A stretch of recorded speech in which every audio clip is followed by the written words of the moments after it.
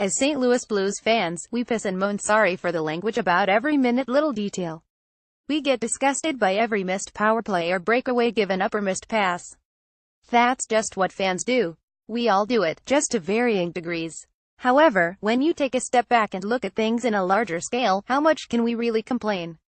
The Blues are currently in first place in what we all consider to be the toughest division in hockey. There is no telling how long they will stay there, but nobody thought they'd be in first even after the first game, let alone the first 9 games.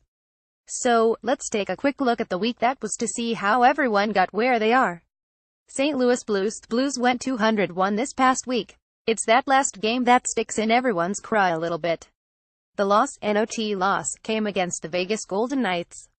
The Blues dominated the shot categories but struggled to get it by a minor league call-up and a guy playing his first NHL game. 2 different players. The Blues were somewhat shafted in the overtime period by 2 blatantly missed tripping calls, but it is what it is. St. Louis got a point from that, and overall, maybe that's what they deserved. Prior to that game, the Blues had another back-to-back, their second of the young season. The Blues beat Chicago on Wednesday, 52. It was not even that close. St. Louis gave up 2 late power play goals, spoiling what could have easily been a shutout. The following night, things were much tighter. Still, St. Louis beat the Avies 43, albeit with a controversial allowance of a review that should not have happened. St. Louis has Calgary, Carolina and Columbus on the schedule this week. Carolina is the only away game.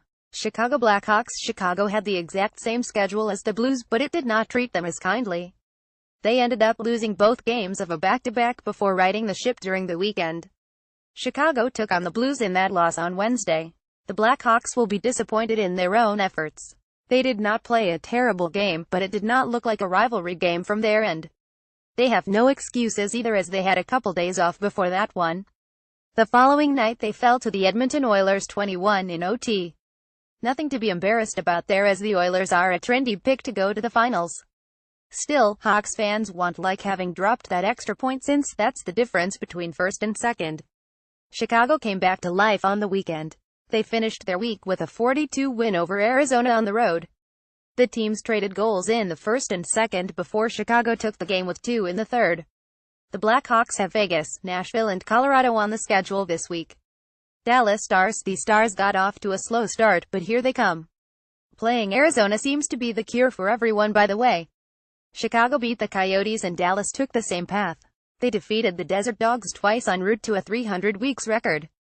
The Stars beat Arizona 31 at home on Tuesday. They had a quick rematch and won 54 on Thursday. The defense was not as good for the Stars on the road, but they still got the job done.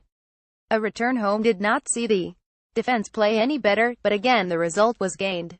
Dallas beat Carolina 43 on Saturday. The Stars now have 10 points in 8 games, putting them just 3 points off the pace with a game in hand early. Dallas will see Colorado, Edmonton and Calgary this week. All those games will be on the road as they take their West Coast swing. Nashville Predators. Nashville remains somewhat of an enigma.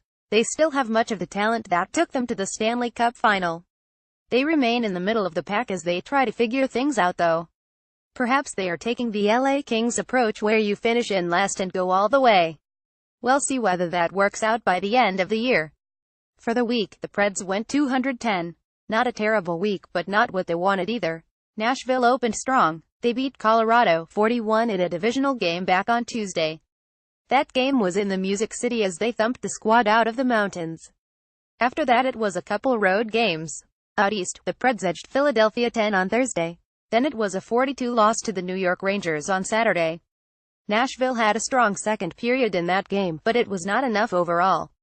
The Predators have an interesting week ahead. They take on Calgary at home on Tuesday.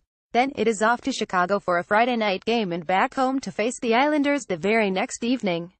Winnipeg Jets. It is still extremely early days, but the Winnipeg Jets continue to be an enigma. They seem to have the talent to make that jump to the next level. However, like the Edmonton Oilers, it is taking them forever to figure it all out. Winnipeg only had a couple games this past week, as they were one of the few teams to not play a similar schedule to their division foes. The Jets were at home against Columbus on Tuesday, and then the Minnesota Wild came to visit on Thursday. Winnipeg could not hold off the Blue Jackets.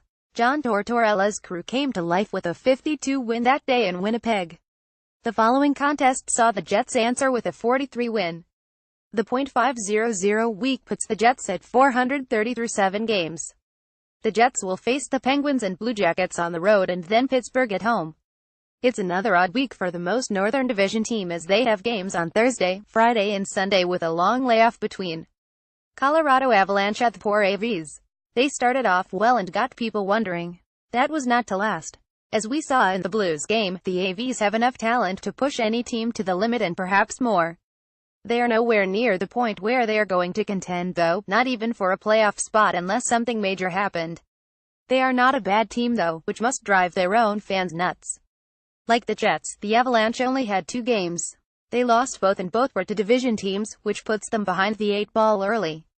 Tuesday saw Colorado fall to Nashville. That was that 41 defeat we spoke of earlier. The following Thursday, the AVs were hard done by the offside call that was correct even if it should not have happened. That call was the difference in a 43 game against St. Louis.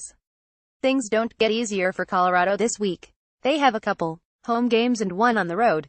It will be Dallas at home on Tuesday, off to Vegas on Friday and then a quick trip home to face Chicago on Saturday. Minnesota Wild still trying to figure things out, are last year's hot team. Like the 2015 Avalanche, the Wild are in danger of being a one-off.